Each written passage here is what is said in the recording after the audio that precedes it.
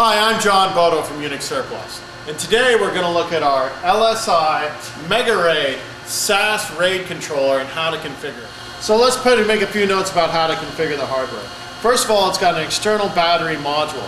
We find that sometimes you can mount this into disk drive bays, like this Supermicro here has an extra spare disk drive bay.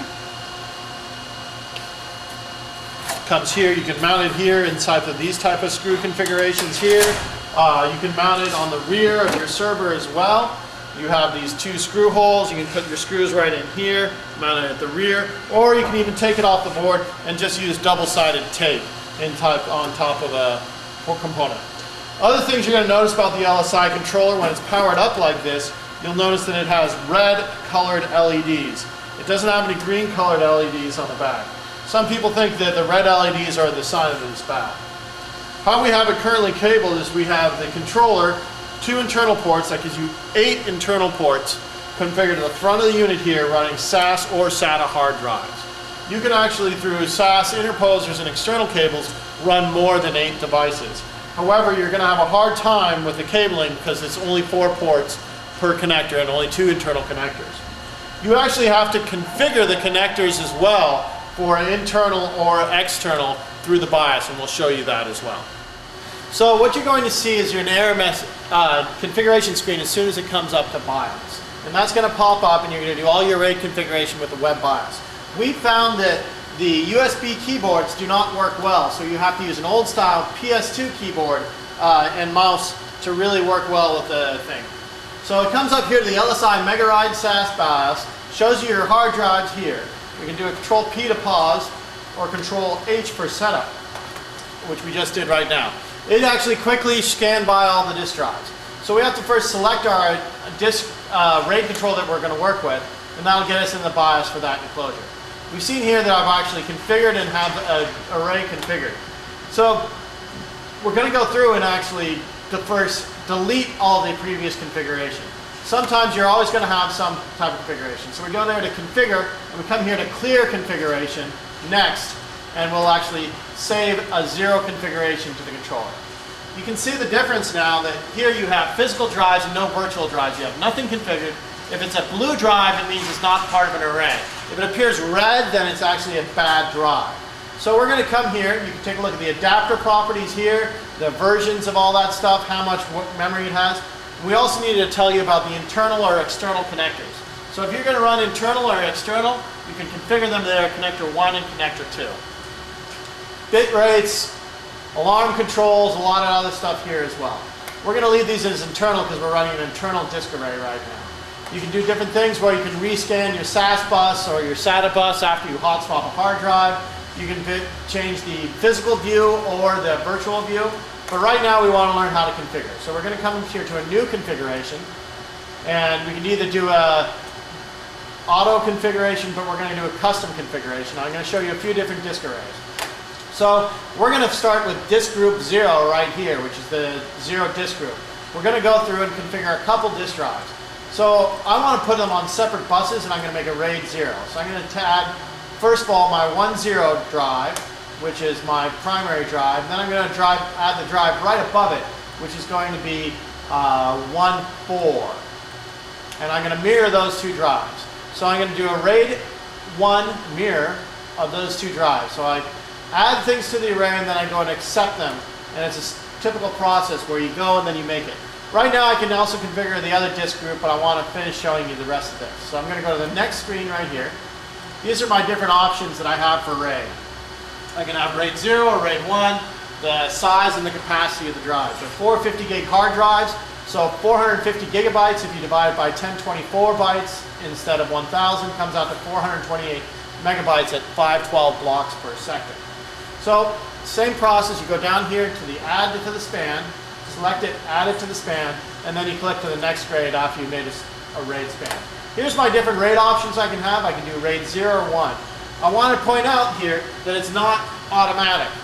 Your maximum capacities are listed right down here. So if I want to make a RAID 0, which is a stripe across 2 hard drives, I have to redo my size select down here on the screen. That's really important. Okay, so right now we're going to do a RAID 1 We can select our stripe size, large, small, however you want to.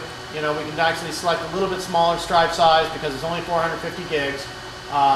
We have different write policies. If your battery's not hooked up or coming through, write back allows first runs to the cache of the controller and then to the disk drives in the front. Write through, make sure that you always write through and you flush your cache so you have no write cache. No reason to have a hardware battery-backed RAID controller unless you're going to use write back, which gives you a lot faster write speed. You have a cached I/O policy where you can cache I/O or you can disable it. There's also a read policy where you can do read ahead, which reads the next block for a large video, or you can do adaptive, which will automatically configure it. Right here is my capacity that I would have to adjust based on these. So I like what I've set up over here. We're going to click accept. Now you can see that I have a virtual disk come up. Okay? So I click next to my virtual disk. It comes here. My drives have disappeared from my configuration. They're going grid. They're online. I accept it, and then I'm going to save the configuration. All data's disk will be lost. You want to initialize? Yes. There's flat, fast, or slow initialization if you want to. You can actually do a slow initialize and put that into the background. We're going to do a slow initialize here. You can see now that we're going to have our hard drives blinking and we get a progress screen. In the meantime, we can go create our other array. So we can go back here to configuration wizard. We can do add a configuration because we don't want to erase our current configuration. We're going to do a custom again. And this time, we're going to add our drives. You can do control to select multiples, add them to the array. Here, we can see that we have a couple more, add to the array. I should have 6 hard drives, so I always like to come over here and check. 1, 2, 3, 4, 5, 6.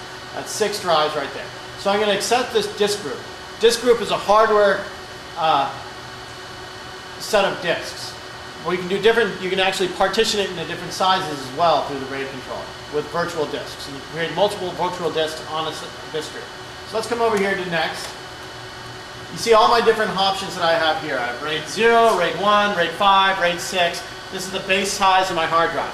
If you mix 2 terabyte and 1 terabyte hard drives, you'll only see 1 terabyte coming here. If I mix 600 gigs with a 450s, I'm going to see here 450. So I go through the whole process of coming down here, add it to the span. Now I have it over here. Click next to the next screen. Different options. You see here a default selected RAID 6. RAID 6 is just RAID 5 with an extra parity disk. So instead of losing 1 out of 5 drives for parity, you lose 1 out of 6 drives for parity.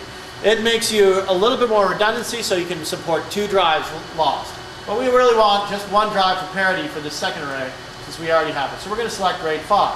I look over here and you see my difference in the capacity. You know, RAID 0 is my largest and I can get 2.5 terabytes there. RAID 1, I can only get 1.2 terabytes by mirroring all the pairs. And that's actually a tiered RAID. It's a RAID 01. It's a stripe across mirrored pairs, which is very fast because it gives you the read speed of RAID 0 with parity and striping of RAID on the write speed of RAID 1. So RAID 5, you can see here I can get 2.1 and I can only get 1.7 terabytes out of RAID 6 because of that extra parity. So if I select RAID 5, I have to come on down here and redo my capacity that I want to make it to, which is right here, 2140995. A lot of people miss this little thing that you can do the different size. So they see that when they select it, it doesn't come up the right way. Read policy, we're going to go back to adaptive. Write policy, we want to go write backs to a lot, which is the faster one for battery. I/O policy, we want to have cache. Disk cache. Now this is an interesting thing. When you have disk drives, you can enable disk cache or disable disk cache. When you're doing just a straight RAID mirror, you want to disable disk cache because you might be able to have a different setting on one drive to the other based on the drive's cache. But we can enable it for RAID 5. Typically, a lot of people just disable RAID disk cache on a RAID system and use the controller cache. So we've selected our thing. We're going to accept this. Click next. We see that we have the virtual disk 1 here. We can accept that, created, save the configuration, and now we can go through and do the initialize. It can do a quick initialize or a slow process. See here, we automatically did a quick initialization, which is already completed. But I can come back over here, do a slow initialize right here, click go, which will allow me to see the drives go blinky blinky, which is always a good thing to test them all out, make sure that it's all going to be formatted ready. So right now I have my virtual disk 1, you can see that those are configured, and I have my hardware configuration coming right there. And that's virtual disk 1 right there, okay? So I can set the boot drive, current is equal to 0. If I wanted to boot off a different one, I can click here to set the boot drive, just click go. Must wait for the operation to complete. I can check properties of the different thing. I can do a consistency check. So if I've replaced a hard drive and I want to do that, I can do any of those type of things. That's all done through this screen. You can also access the screen from home, by going home and then actually just clicking on any of the virtual disks. So I have these operations I can do at this point. Shows me the initialization process. I can go back to my virtual disk progress screen, which summarizes all the progresses of all my virtual drives. I also have an event log here too, where you can look at virtual disks, physical drives, battery backup, anything like that, and I can view my error log. When you have a dead RAID array, it's good to see what happened in your event log. So that's a tour of our LSI MegaRaid SAS RAID controller. You've seen some configuration issues that we had here. Remember, when you select that RAID groups, that you have to resize it to whatever the new capacity is. Very important. A lot of customers make that mistake. So I hope you enjoyed the video. You can reach us anytime at support@unixsurplus.com or call us at 877-UNIX-123.